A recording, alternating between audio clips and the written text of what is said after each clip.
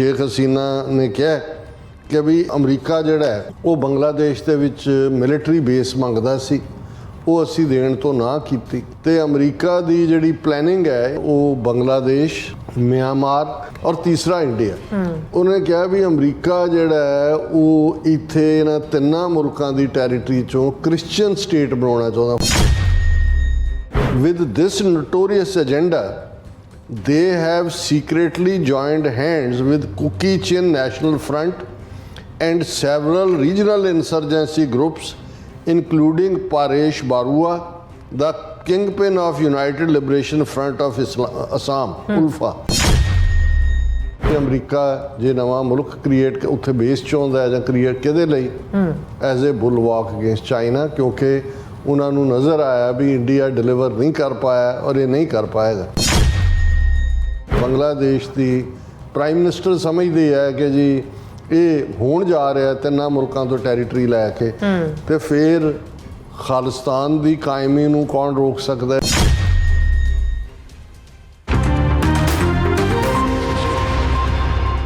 Viewers welcome back on program. So इस गलबात करांगे कि बांग्लादेश की प्रधानमंत्री शेख हसीना ने इल्जाम लगाया है कि एक वड्डा ताकतवर पश्चिमी मुल्क बांग्लादेश भारत और म्यांमार के इलाके में एक नवा क्रिश्चियन मुल्क बनाना चाहता है, क्योंकि बांग्लादेश ने अमरीका नूं फौजी बेस देण तों ना कर दी है।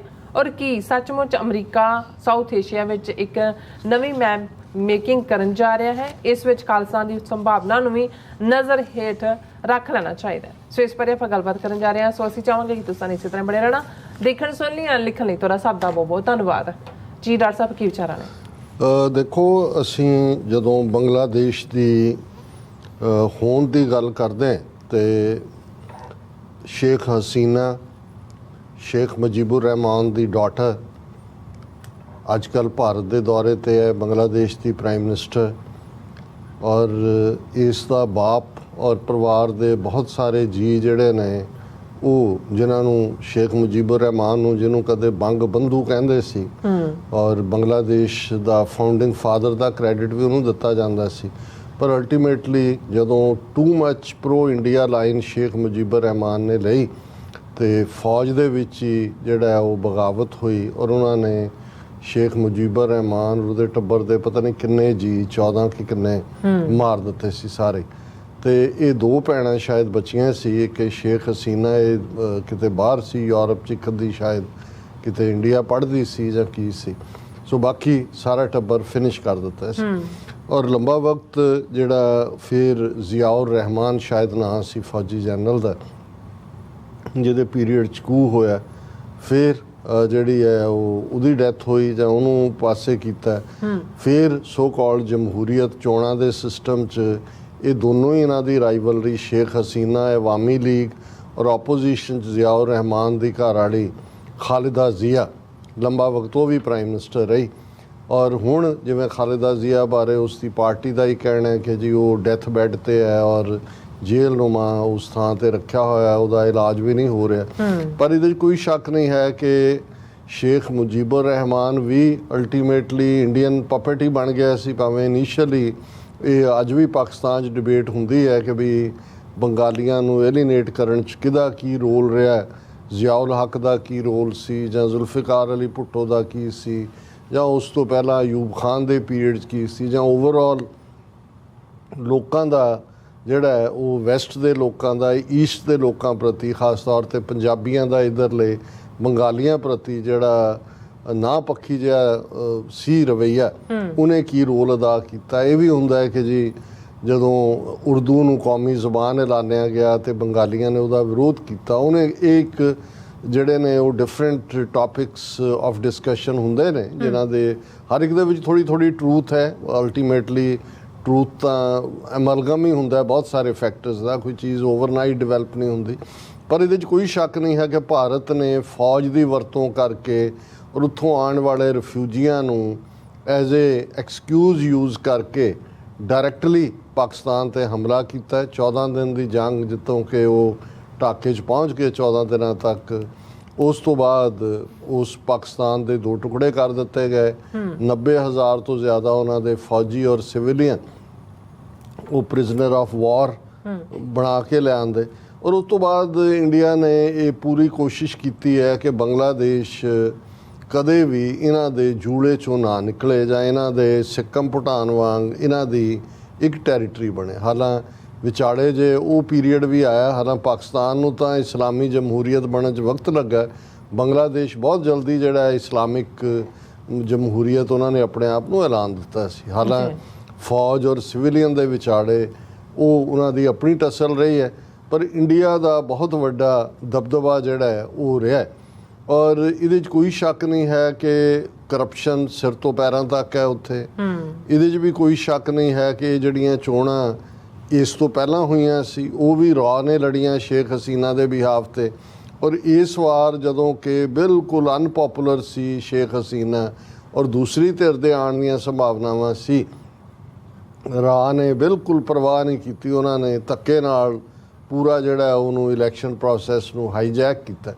ਔਰ ਅਮਰੀਕਾ ਆਮ ਤੌਰ ਦੇ ਉੱਤੇ ਐਜ਼ ਏ ਆਬਜ਼ਰਵਰ ਤਾਂ ਆਪਣਾ ਸਰਪੰਚ ਹੈ ਦੁਨੀਆ ਦਾ, ਆਪਣੀ ਉਹ ਰੱਖਦਾ ਗੱਲ, ਲੇਕਿਨ ਇਸ ਤੋਂ ਪਹਿਲਾਂ ਹੀ ਜਿਹੜਾ ਅਮਰੀਕਾ ਜਦੋਂ ਹੁਣ ਬੰਗਲਾਦੇਸ਼ 'ਚ ਦੁਬਾਰਾ ਸ਼ੇਖ ਹਸੀਨਾ ਬਣੀ ਹੈ, ਅਮਰੀਕਾ ਦੀ ਅਫੀਸ਼ੀਅਲ ਪੋਜੀਸ਼ਨ ਹੈ ਕਿ ਇਹ ਜਿਹੜੀਆਂ ਇਲੈਕਸ਼ਨਸ ਨੇ ਰਿਗਡ ਇਲੈਕਸ਼ਨਸ ਨੇ, ਫੇਅਰ ਨਹੀਂ ਸੀਗੀਆਂ ਇਲੈਕਸ਼ਨ। ਹੁਣ ਇਸ ਸਾਰੀ ਦੇ ਉੱਤੇ ਕੁਦਰਤੀ ਗੱਲ ਹੈ ਕਿ ਵੀ ਸ਼ੇਖ ਹਸੀਨਾ ਜਿਹੜੀ ਕਿ ਬਿਲਕੁਲ ਹੀ ਇੱਕ ਪਪਟ ਬਣੀ ਹੋਈ ਹੈ ਇੰਡੀਅਨ ਏਜੰਸੀਆਂ ਦੀ, ਉਹਨੇ ਉਹਦੀ ਸਟੇਟਮੈਂਟ ਨੂੰ ਮੈਂ ਇਸ ਲਈ ਵੀ ਜਿਹਨੂੰ ਕਹਿੰਦੇ ਨੇ to take with the grain of salt, ਪਰ ਜਦੋਂ ਕੋਈ ਕਹਿੰਦਾ ਹੈ ਉਹਦਾ ਥੋੜ੍ਹਾ ਬਹੁਤ ਬੇਸ ਕਿਤੇ ਨਾ ਕਿਤੇ ਜ਼ਰੂਰ ਹੁੰਦਾ ਹੈ ਕਿ ਵੀ ਅਮਰੀਕਾ ਦਾ ਇੰਟਰਸਟ ਬੰਗਲਾਦੇਸ਼ 'ਚ ਇੰਨਾ ਜ਼ਿਆਦਾ ਕੀ ਹੈ ਕਿ ਉਹਦੀਆਂ ਇਲੈਕਸ਼ਨਸ ਦੇ ਉੱਤੇ ਵੀ ਉਸਨੇ ਲਾਈਨ ਲਈ। ਪਬਲਿਕ ਵੀ ਉਸ ਤੋਂ ਪਹਿਲਾਂ ਵੀ ਕਿਹਾ ਸੀ ਵੀ ਆਬਜ਼ਰਵਰ ਜਾਣੇ ਚਾਹੀਦੇ ਨੇ, ਔਰ ਦੂਜਾ ਇੰਡੀਆ ਨੂੰ ਨੇ ਉਹਨੂੰ ਕਿਹਾ ਜੀ ਬਿਲਕੁਲ ਫੇਅਰ ਨੇ ਇਲੈਕਸ਼ਨਸ, ਕਿਉਂਕਿ ਇੰਡੀਆ ਨੇ ਤਾਂ ਰਿਗ ਕੀਤੀਆਂ, ਰॉ ਨੇ ਕਰਵਾਈਆਂ ਉਸ, ਔਰ ਜਦੋਂ ਹੋ ਗਈਆਂ ਅਮਰੀਕਾ ਨੇ ਕਿਹਾ ਵੀ ਫੇਅਰ ਨਹੀਂ ਸੀ।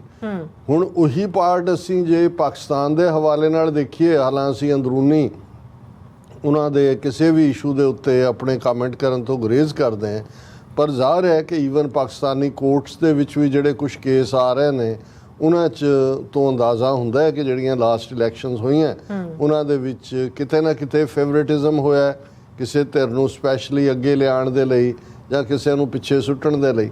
ਪਰ ਇਸ ਮੁੱਦੇ 'ਤੇ ਅਮਰੀਕਾ ਨੇ ਪਾਕਿਸਤਾਨ ਦੀਆਂ ਇਲੈਕਸ਼ਨਾਂ ਦੀ ਫੇਅਰਨੈਸ ਦੇ ਉੱਤੇ ਗੱਲ ਨਹੀਂ ਕੀਤੀ ਜਾਂ ਉਸ ਤੋਂ ਪਹਿਲਾਂ ਕੋਈ ਆਬਜ਼ਰਵਰ ਭੇਜਣ ਦੀ ਗੱਲ ਨਹੀਂ ਕੀਤੀ। ਸੋ ਜੇ ਬੰਗਲਾਦੇਸ਼ ਦੇ ਉੱਤੇ ਅਮਰੀਕਾ ਦਾ ਜਿਹੜਾ ਉਹ ਕਮੈਂਟ ਵੀ ਆਇਆ ਫੇਅਰ ਇਲੈਕਸ਼ਨ ਨਾ ਹੋਣ ਦਾ, ਜਾਂ ਜਿਹੜੀ ਹੁਣ ਖਬਰ ਅਸੀਂ ਡਿਸਕਸ ਕਰਨ ਜਾ ਰਹੇ ਹਾਂ, ਇਹ ਯੂਰਪ ਤੋਂ ਏਸ਼ੀਅਨ ਟਾਈਮਸ ਨੇ ਡਿਸਕਸ ਕੀਤੀ ਹੈ, ਹੋਰ ਵੀ ਮੀਡੀਆ 'ਚ ਆਈ ਇਸ ਦੇ ਉੱਤੇ। ਮੈਂ ਇੱਕ ਵੀਡੀਓ ਵੀ ਅੱਜ ਦੇਖੀ ਤੇ ਮੈਨੂੰ ਲੱਗਾ ਵੀ ਇਹ ਆਫ ਇੰਟਰਸਟ ਹੈ, ਨਾਟ ਫਰੋਮ ਦਾ ਕਿ ਵੀ ਜੋ ਸ਼ੇਖ ਹਸੀਨਾ ਨੇ ਕਿਹਾ ਉਹਦੇ 'ਚ ਕਿੰਨਾ ਰਲਿਆ ਤੇ ਕਿੰਨਾ ਨਹੀਂ ਹੈ। ਜਦੋਂ ਅਸੀਂ ਇਹ ਕਹਿੰਦੇ ਹਾਂ ਕਿ ਭਾਈ ਇਸ ਵੇਲੇ ਜਿਹੜੀ ਤਵੱਜੋ ਹੈ ਅਮਰੀਕਾ ਦੀ ਉਹ ਸਾਊਥ, ਇਹਦੇ 'ਚ ਤਾਂ ਕੋਈ ਸ਼ੱਕ ਨਹੀਂ ਹੈ ਵੀ ਚਾਈਨਾ ਦੇ ਨਾਲ ਵੱਡਾ ਟਕਰਾਅ ਹੈ, ਮਿਲੀਟੈਰਲੀ ਘੱਟ ਹੈ, ਇਕਨੋਮਿਕਲੀ ਜ਼ਿਆਦਾ ਹੈ। ਪਰ ਜੇ ਹੁਣ ਵਿਤਨਾਮ ਜਾਂ ਇੰਡੀਆ ਨੂੰ ਪਾਸੇ ਰੱਖ ਕੇ ਕੁਆਡ ਦੇ ਉੱਤੇ ਯਤਨ ਕੀਤਾ, ਪਰ ਉਹਨਾਂ ਨੂੰ ਲੱਗਾ ਵੀ ਇੰਡੀਆ ਕੋਈ ਨਿਭਣ ਉਭਣ ਵਾਲਾ ਨਹੀਂ ਹੈ। ਹੁਣ ਉਹ ਕੁਆਡ ਤਾਂ ਉਹਦੇ ਤਾਂ ਦੰਦ ਤੇ ਆਂਦਰਾਂ ਤੇ ਰੀੜ੍ਹ ਦੀ ਹੱਡੀ ਨਿਕਲ ਗਈ, ਉਹ ਤਾਂ ਉਹਨਾਂ ਨੇ ਔਕਸ ਬਣਾ ਲਿਆ, ਆਸਟ੍ਰੇਲੀਆ UK ਅਮਰੀਕਾ ਅਲਾਇੰਸ। ਪਰ ਜਿਹੜਾ ਵਿਦਨ ਸਮੁੰਦਰ, ਕਿਉਂਕਿ ਅਮਰੀਕਾ ਦੀ ਹੱਦ ਉਸ ਖਿੱਤੇ ਨਾਲ ਲੱਗਦੀ ਹੈ ਪੈਸੀਫਿਕ ਓਸ਼ਨ, ਸੋ ਜਿਹੜਾ ਪੈਸੀਫਿਕ ਓਸ਼ਨ ਨੂੰ ਦੇ ਵਿੱਚ ਕਰਨ ਲਈ ਫਿਲੀਪੀਨਸ ਨੂੰ ਆਸਟ੍ਰੇਲੀਆ ਦੇ ਨਾਲ ਲਾ ਲਿਆ ਸੀ। ਪਿਛਲੇ ਦਿਨਾਂ 'ਚ ਟਕਰਾਅ ਵੀ ਦੇਖਿਆ ਚਾਈਨਾ ਔਰ ਫਿਲੀਪੀਨਸ ਦਾ, ਔਰ ਉਸ ਤਰ੍ਹਾਂ ਹੀ ਇੰਡੀਆ ਤੋਂ ਇੰਨਾ ਕੁ ਕਰਾਇਆ ਕਿ ਜਿਹੜੀਆਂ ਬ੍ਰਹਮੋ ਮਿਸਲਸ ਨੇ ਉਹ ਫਿਲੀਪੀਨ ਨੂੰ ਦਵਾਈਆਂ। ਸੋ ਇਸ ਲੈਵਲ ਦੇ ਉੱਤੇ ਇੰਡੀਆ, ਉਹ ਭਾਵੇਂ ਨਿਖਲ ਗੁਪਤਾ ਕੇਸ ਹੈ ਜਾਂ ਦੂਜਾ, ਉਹਦੇ ਥੱਲੇ ਕਿਤੇ ਨਾ ਕਿਤੇ ਕੰਪਲਾਈ ਵੀ ਕਰ ਰਿਹਾ। ਪਰ ਜਿਹੜੀ ਗੱਲ ਸ਼ੇਖ ਹਸੀਨਾ ਨੇ ਕਹੀ, ਉਹਨੇ ਕਿਹਾ ਕਿ ਜੀ ਸਾਨੂੰ, ਔਰ ਮੈਂ ਇਸ ਖਬਰ ਦਾ ਜਿਹੜਾ ਉਹਨੂੰ ਇਨ ਓਰੀਜਨਲੀ ਪੜ੍ਹਨਾ ਚਾਹਾਂਗਾ ਕਿਉਂਕਿ ਇਸ ਦੇ ਵਿੱਚ ਸ਼ੇਖ ਹਸੀਨਾ ਨੇ ਕਿਹਾ ਕਿ ਵੀ ਇਹ ਜਿਹੜਾ ਸਾਡੇ ਕੋਲ ਇੱਕ ਅਮਰੀਕਾ ਜਿਹੜਾ ਉਹ ਬੰਗਲਾਦੇਸ਼ ਦੇ ਵਿੱਚ ਮਿਲਟਰੀ ਬੇਸ ਮੰਗਦਾ ਸੀ, ਉਹ ਅਸੀਂ ਦੇਣ ਤੋਂ ਨਾ ਕੀਤੀ। ਔਰ ਇੱਕ ਵਾਈਟ ਮੈਨ ਆਇਆ ਸੀ, ਵਾਈਟ ਮੈਨ ਨੂੰ ਹਾਲ ਅਮਰੀਕਾ ਡਾਇਰੈਕਟ ਨੇਮ ਨਹੀਂ, ਵਾਈਟ ਮੈਨ ਜ਼ਾਹਰ ਹੈ ਕਿ ਬੜੀ ਪਾਵਰਫੁਲ ਮੁਲਕ ਹੈ ਦੁਨੀਆ ਦਾ ਉਹਦਾ। ਉਹਨਾਂ ਨੇ ਕਿਹਾ ਸੀ ਕਿ ਜੇ ਤੁਸੀਂ ਸਾਨੂੰ ਫੌਜੀ ਬੇਸ ਦਿਓ ਤੇ ਅਸੀਂ ਇਲੈਕਸ਼ਨਸ ਤੁਸੀਂ ਜਿਵੇਂ ਮਰਜ਼ੀ ਲੜ ਲਓ, ਮਤਲਬ ਇਹ ਸੀ ਵੀ ਰਿਗ ਕਰ ਲਓ, ਤੇ ਅਸੀਂ ਨਹੀਂ ਦਿੱਤਾ। ਤੇ ਅਮਰੀਕਾ ਦੀ ਜਿਹੜੀ ਪਲੈਨਿੰਗ ਹੈ ਇਹ ਸ਼ੇਖ ਹਸੀਨਾ ਕਹਿ ਰਹੀ ਹੈ। ਜਦੋਂ ਕੋਈ ਪ੍ਰਾਈਮ ਮਿਨਿਸਟਰ ਔਨ ਰੈਕਡ ਕਹਿੰਦੀ ਹੈ ਆਪੋਜੀਸ਼ਨ ਦੀਆਂ ਵੀ 14 ਧਿਰਾਂ ਨੂੰ ਸੱਦ ਕੇ, ਤੇ ਉਹਦਾ 'ਚ ਕੁਛ ਤਾਂ ਹੁੰਦਾ ਹੈ। ਉਹਨੇ ਕਿਹਾ ਵੀ ਅਮਰੀਕਾ ਜਿਹੜਾ ਹੈ ਉਹ ਬੰਗਲਾਦੇਸ਼, ਮਿਆਂਮਾਰ, ਹੁਣ ਮਿਆਂਮਾਰ ਦੇ ਵਿੱਚ ਸਿਵਲ ਵਾਰ ਵਾਂਗ ਚੱਲ ਰਿਹਾ ਹੈ, ਕੁਛ ਟੈਰੀਟਰੀ ਜਿਹੜੀ ਹੈ ਉਹ ਖੋਹ ਲਈ ਆ ਉਹਨਾਂ ਨੇ, ਗੁਰਿਲਿਆਂ ਨੇ। ਮਿਆਂਮਾਰ ਫੌਜ ਤੋਂ ਔਂਗ ਸੌਂਗ ਜਿਹੜੀ ਹੈ ਉਹ ਅਜੇ ਵੀ ਸੋਲਿਟਰੀ ਕਨਫਾਈਨਮੈਂਟ 'ਚ ਹੈਗੀ ਹੈ। ਔਰ ਤੀਸਰਾ ਇੰਡੀਆ। ਉਹਨੇ ਕਿਹਾ ਵੀ ਅਮਰੀਕਾ ਜਿਹੜਾ ਹੈ ਉਹ ਇੱਥੇ ਇਹਨਾਂ ਤਿੰਨਾਂ ਮੁਲਕਾਂ ਦੀ ਟੈਰੀਟਰੀ 'ਚੋਂ ਕ੍ਰਿਸਚੀਅਨ ਸਟੇਟ ਬਣਾਉਣਾ ਚਾਹੁੰਦਾ। ਹੁਣ ਜਿਹੜੇ ਮਿਆਂਮਾਰ ਦੇ ਕੁਝ ਕਬੀਲੇ ਨੇ ਜਿਹੜੇ ਉਹ ਈਸਾਈਅਤ ਨੂੰ ਮੰਨਣ ਵਾਲੇ ਨੇ, ਹੁਣ ਜੋ ਕੁਛ ਇੰਡੀਆ ਮਨੀਪੁਰ 'ਚ ਕਰ ਰਿਹਾ ਹੈ, ਜਾਂ ਜੋ north East in general, Manipur 'ਚ ਇਨ ਪਰਟੀਕੂਲਰ ਜਿਹੜਾ ਮੇਨ ਕਬੀਲਾ ਉਹਨਾਂ ਦਾ ਮਨੀਪੁਰੀਆਂ ਦਾ ਹੈ, ਜਿਸ ਦੇ ਨਾਲ ਕੁੱਕੀ ਕਬੀਲਾ, ਉਹ ਈਸਾਈ ਕਬੀਲੇ ਨੇ। ਹੁਣ ਬਾਰਡਰ ਸਾਰਿਆਂ ਦਾ ਲੱਗਦਾ, ਜੇ ਤੁਸੀਂ ਮੈਪ ਦੇਖੋ ਤੇ ਉਹ ਮਿਆਂਮਾਰ ਹੈ ਜਾਂ ਨਾਰਥ ਈਸਟ ਦੀਆਂ ਸਟੇਟਾਂ ਨੇ, ਤੇ ਬੰਗਲਾਦੇਸ਼ ਹੈ, ਉਹ ਫਿਰ ਪਰੇ ਚਿਟਾਗੋਂਗ ਤੱਕ ਚਲਾ ਜਾਂਦਾ ਹੈ। ਔਰ ਉਹਨਾਂ ਦੀਆਂ ਜਿਹੜੀਆਂ ਹਿਲ ਟਰਾਈਬਸ ਨੇ ਉਹ ਈਸਾਈਅਤ ਨੂੰ ਮੰਨ, ਚੱਕਮਾ ਟਰਾਈਬ ਹੈ ਜਿਵੇਂ ਉਹਨਾਂ ਦਾ, ਬੰਗਲਾਦੇਸ਼ੀਆਂ ਦਾ, ਉਹ ਈਸਾਈ ਟਰਾਈਬ ਨੇ। ਸੋ ਇਧਰ ਮਨੀਪੁਰ ਦੇ ਵਿੱਚ ਈਸਾਈ ਟਰਾਈਬ ਨੇ, ਮਿਆਂਮਾਰ ਦੇ ਵਿੱਚ। ਹੁਣ ਉਹਨੇ ਕਿਹਾ ਵੀ ਜਿਵੇਂ ਹੁਣ ਇੰਡੋਨੇਸ਼ੀਆ ਦੇ ਸ਼ਾਇਦ 18,000 ਜਾਂ 20,000 ਤੋਂ ਜ਼ਿਆਦਾ ਉਹਨਾਂ ਦੇ ਆਈਲੈਂਡ ਨੇ। ਉਹਨਾਂ ਦਾ ਇੱਕ ਹਿੱਸਾ ਹੀ ਸੀ ਜਿਹਦੇ 'ਚ ਇੱਕ ਆਈਲੈਂਡ ਕ੍ਰਿਸਚੀਅਨ ਮੈਜੋਰਿਟੀ ਸੀ, ਜਿਹੜਾ ਇੰਡੋਨੇਸ਼ੀਆ ਨੇ ਕਿਸੇ ਪੀਰੀਅਡ 'ਚ ਜਿਹੜਾ ਹਥਿਆਇਆ ਸੀ।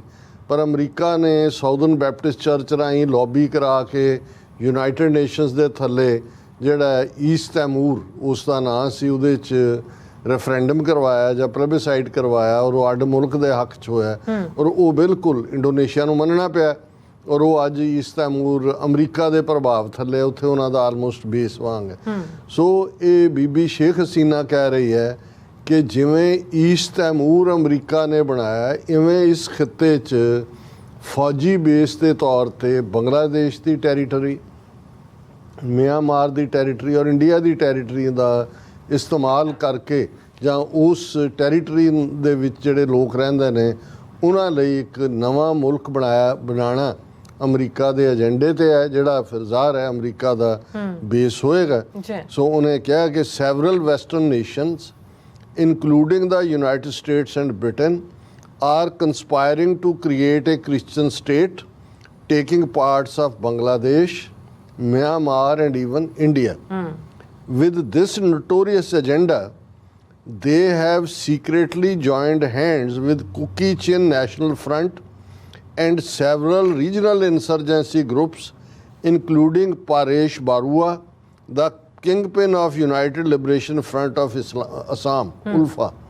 ਸੋ ਇਹ ਵੱਡੀ ਗੱਲ ਕੀਤੀ ਹੈ, ਔਰ ਇਹਦੇ 'ਚ ਅਜੇ ਹੋਰ ਜਾਣਕਾਰੀ ਬਹੁਤੀ ਨਹੀਂ ਹੈ। ਅਸੀਂ ਇਸੇ 'ਤੇ ਹੀ ਰਿਲਾਈ ਕਰ ਰਹੇ ਹਾਂ ਜੋ ਇਸ ਦੇ ਉੱਤੇ ਹੈ, ਕਿ ਉਹਨੇ ਕਿਹਾ ਕਿ ਬਈ ਇਹ ਉਹਨੇ 14 ਪਾਰਟੀਆਂ ਦੇ ਅਲਾਇੰਸ ਨਾਲ ਗੱਲ ਕਰਦੇ ਹਸੀਨਾ ਨੇ ਡਿਸਕਲੋਜ਼ ਕੀਤਾ that a plot is on to carve out a Christian state like East Timor, taking part from ਜਿਹੜਾ ਮੈਂ ਕਿਹਾ ਹੀ ਹੈ।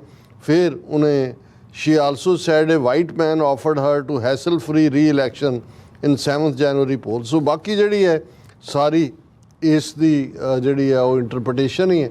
ਔਰ ਉਹਦੇ 'ਚ ਉਹਨਾਂ ਨੇ ਕਿਹਾ ਕਿ ਜੀ ਇੱਕ ਜਿਹੜਾ ਬੰਗਲਾਦੇਸ਼ ਦੀ ਹਦੂਦ ਦੇ ਨਾਲ ਲੱਗਦਾ ਇੱਕ ਆਈਲੈਂਡ ਹੈ, ਸੇਂਟ ਮਾਰਟਿਨ ਆਈਲੈਂਡ, ਜਿਹੜਾ ਬਹੁਤ ਛੋਟਾ ਜਿਹਾ ਓਨਲੀ 3 ਕਿਲੋਮੀਟਰ ਲੰਬਾ। ਅਮਰੀਕਾ ਨੇ ਉਹਦੀ ਵੀ ਮੰਗ ਕੀਤੀ ਸੀ।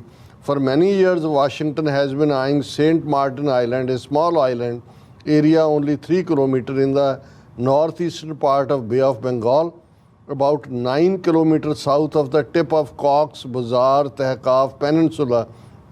ਫਿਰ ਉਹਨਾਂ ਨੇ ਕਿਹਾ ਵੀ ਉਹ ਅਸੀਂ ਨਹੀਂ ਮੰਨੀ। ਹਾਲਾਂਕਿ ਮੈਥਿਊ ਮਿਲਰ ਜਿਹੜੇ ਸਪੋਕਸਪਰਸਨ ਨੇ US ਡਿਪਾਰਟਮੈਂਟ ਆਫ ਸਟੇਟ ਦੇ, ਉਹਨਾਂ ਨੇ ਪ੍ਰੈਸ ਕਾਨਫਰੰਸ 2023 ਕਿਹਾ ਸੀ ਕਿ ਭਾਈ United States has never engaged in any discussion regarding taking control of Saint Martin island or has any intention to do so. So ਇਹ ਇਸ ਦੇ ਦੁਆਲੇ ਹੀ ਫਿਰ ਸਾਰੀ ਗੱਲ ਘੁੰਮਦੀ ਹੈ ਕਿ ਅਮਰੀਕਨ ਐਂਥੂਜ਼ੀਆਜ਼ਮ ਹੈ ਔਰ ਅਮਰੀਕਾ ਇੱਕ ਨਵਾਂ ਮੁਲਕ ਕ੍ਰੀਏਟ ਕਰਨਾ ਚਾਹੁੰਦਾ ਹੈ। ਹੁਣ ਜ਼ਾਹਰ ਹੈ ਵੀ ਅਮਰੀਕਾ ਜੇ ਨਵਾਂ ਮੁਲਕ ਕ੍ਰੀਏਟ ਉੱਥੇ ਬੇਸ ਚਾਹੁੰਦਾ ਹੈ ਜਾਂ ਕ੍ਰੀਏਟ ਕਿਹਦੇ ਲਈ, ਐਜ਼ ਏ ਬੁਲਵਾਕ ਅਗੇਂਸਟ ਚਾਈਨਾ, ਕਿਉਂਕਿ ਉਹਨਾਂ ਨੂੰ ਨਜ਼ਰ ਆਇਆ ਵੀ ਇੰਡੀਆ ਡਿਲੀਵਰ ਨਹੀਂ ਕਰ ਪਾਇਆ ਔਰ ਇਹ ਨਹੀਂ ਕਰ ਪਾਏਗਾ। ਹੁਣ ਮੇਰਾ ਇਹਦੇ 'ਚ ਇੰਟਰਸਟ ਸੀ ਵੀ ਵੈਦਰ ਜੇ ਇਹ ਨਿਊ ਮੈਪ ਮੇਕਿੰਗ ਇਸ ਲੈਵਲ ਤੇ ਹੈ ਕਿ ਬੰਗਲਾਦੇਸ਼ ਦੀ ਪ੍ਰਾਈਮ ਮਿਨਿਸਟਰ ਸਮਝਦੇ ਹੈ ਕਿ ਜੀ ਇਹ ਹੋਣ ਜਾ ਰਿਹਾ ਤਿੰਨਾਂ ਮੁਲਕਾਂ ਤੋਂ ਟੈਰੀਟਰੀ ਲੈ ਕੇ, ਤੇ ਫਿਰ ਖਾਲਿਸਤਾਨ ਦੀ ਕਾਇਮੀ ਨੂੰ ਕੌਣ ਰੋਕ ਸਕਦਾ ਹੈ? ਜੇ ਅਮਰੀਕਨ ਇੰਟਰਸਟ ਦੀ ਗੱਲ ਹੀ ਕਰਨੀ ਹੋਏ ਉਹ ਤਾਂ ਉੱਥੇ ਉਹਨਾਂ ਨੂੰ ਬੇਸ ਉਨਾ ਕੀ ਮਿਲੇਗਾ ਜਿੰਨਾ ਕੁ ਥਾਂ ਉਹ ਕ੍ਰੀਏਟ ਕਰਨਗੇ। ਇੱਥੇ ਤਾਂ ਇੱਕ ਪੂਰੀ ਜੰਗਜੂ ਕੌਮ ਜਿਹੜੀ ਬੈਠੀ ਹੈ, ਤਿੰਨੋਂ ਹੀ ਨਿਊਕਲੀਅਰ ਪਾਵਰਸ ਚਾਈਨਾ, ਪਾਕਿਸਤਾਨ ਔਰ ਇੰਡੀਆ ਦੇ ਵਿਚਾਲੇ, ਜਿਨ੍ਹਾਂ ਦੀ ਹਿਸਟਰੀ ਔਰ ਜਿਨ੍ਹਾਂ ਦਾ ਅੱਜ ਕਰੰਟ ਪੀਰੀਅਡ ਦੇ ਵਿੱਚ ਜਿਸ ਮੁੱਦੇ ਨੂੰ ਅਮਰੀਕਾ ਨੇ ਟਰਾਂਸਨੈਸ਼ਨਲ ਰਿਪਰੈਸ਼ਨ ਲਫ਼ਜ਼ ਹਾਊਸ ਹੋਲਡ ਨੇਮ ਬਣਾ ਦਿੱਤਾ ਹੈ, ਕਿਉਂਕਿ ਇਸ ਸਾਰੇ ਦੇ ਉੱਤੇ ਕਾਰਵਾਈ ਸ਼ੁਰੂ ਹੋਈ ਹੈ। ਸੋ ਇਹ ਦੈਟ ਇਜ਼ ਆਫ ਇੰਟਰਸਟ ਕਿ ਵੀ ਇਹ ਨਿਊ ਮੈਪ ਮੇਕਿੰਗ ਦੀ ਗੱਲ ਬੰਗਲਾਦੇਸ਼ ਦੀ ਪ੍ਰਾਈਮ ਮਿਨਿਸਟਰ ਕਰ ਰਹੀ ਹੈ, ਜਿਹਦੇ 'ਚ ਇੰਡੀਆ ਦੀ ਟੈਰੀਟਰੀ ਵੀ ਹੈ, ਜਿਹਦੇ 'ਚ ਬੰਗਲਾਦੇਸ਼ ਦੀ ਟੈਰੀਟਰੀ ਵੀ ਹੈ ਔਰ ਮਿਆਂਮਾਰ ਦੀ ਵੀ ਹੈ। ਤੇ ਜੇ ਸਾਰੀਆਂ ਟੈਰੀਟਰੀਜ਼ ਸ਼ਿਫਟ ਹੋ ਰਹੀਆਂ ਨੇ ਤਾਂ ਫਿਰ ਖਾਲਿਸਤਾਨ ਦੇ ਲਈ ਵੀ ਜਿਹੜੀਆਂ ਟੈਰੀਟਰੀਜ਼ ਨੇ as a buffer state of Khalistan ਉਹ ਸ਼ਿਫਟ ਹੋ ਸਕਦੀਆਂ ਨੇ। ਜੀ ਡਾਕਟਰ ਸਾਹਿਬ ਤੁਹਾਡਾ ਬਹੁਤ ਬਹੁਤ ਧੰਨਵਾਦ। ਸੋ ਥਲੇ ਬ੍ਰੇਕ ਵਿਊਅਰਸ ਤੁਸੀਂ ਇਸੇ ਤਰ੍ਹਾਂ ਜੁੜੇ ਰਹਿਣਾ, ਮਿਲਦੇ ਹਾਂ ਆਫਟਰ ਦਿਸ ਸ਼ਾਰਟ ਬ੍ਰੇਕ।